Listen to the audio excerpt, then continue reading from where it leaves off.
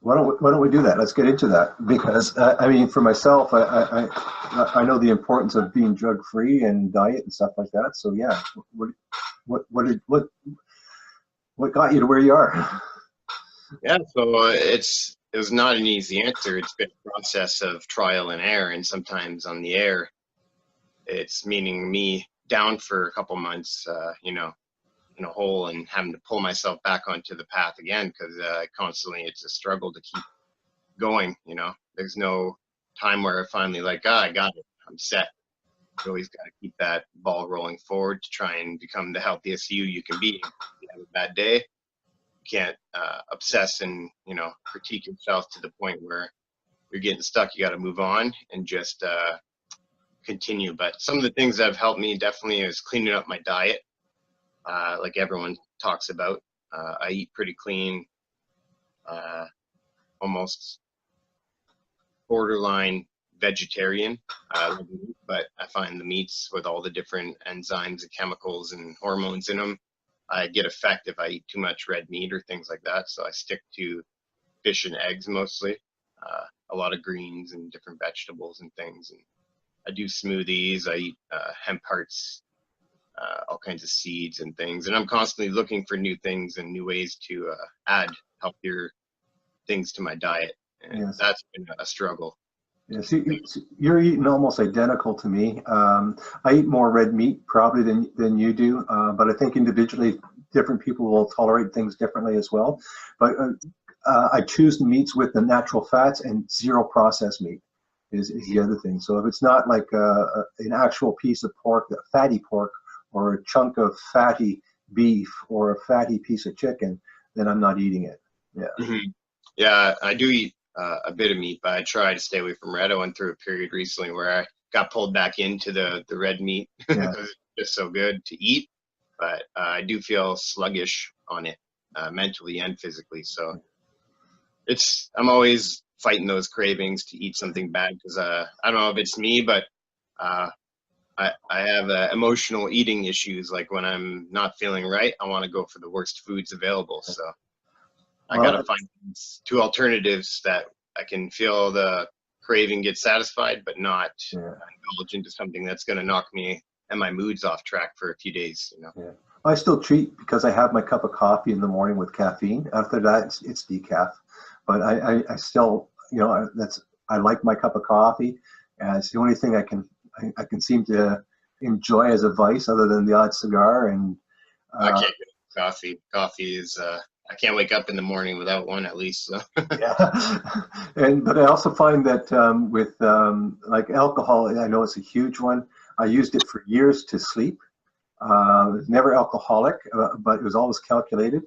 I was telling Dave Bona this in ours. I ran into a problem just before last Christmas, and I had to really double down, and I just can't do that anymore either. So that's when I started using CBD oil.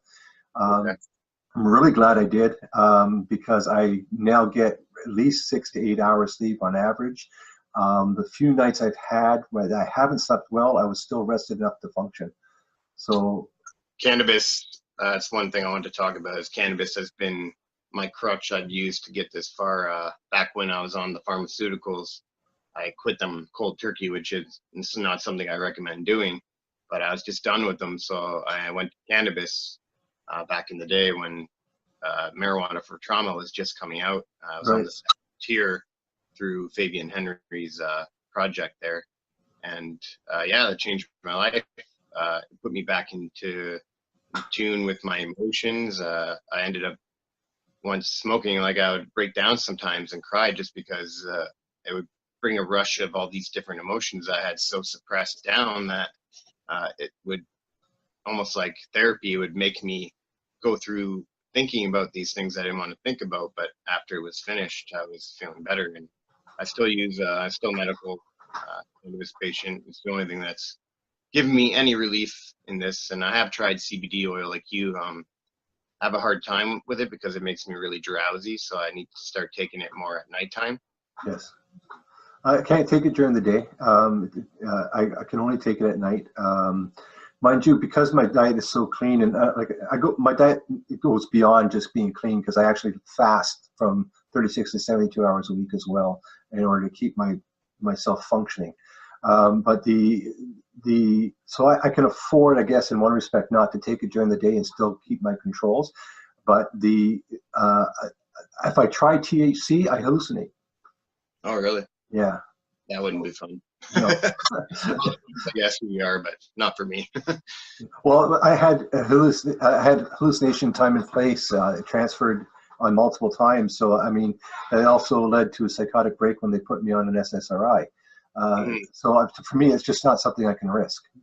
You know? Yeah. No, it's not worth it. I've never been depressed or suicidal. I'm the opposite.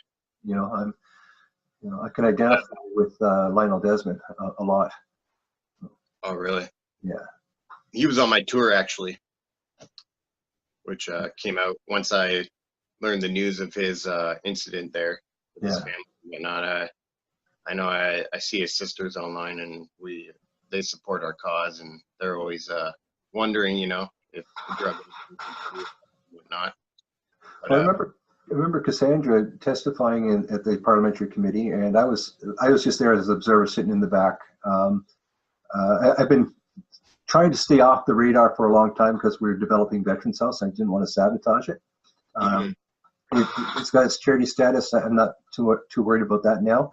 But I remember them asking her if Lionel had gotten help earlier, right? Would it have made a difference? And her response, you know, like I would have lost it, but her response was beautiful. You know, it's like, had he gotten help earlier? He's been asking for years.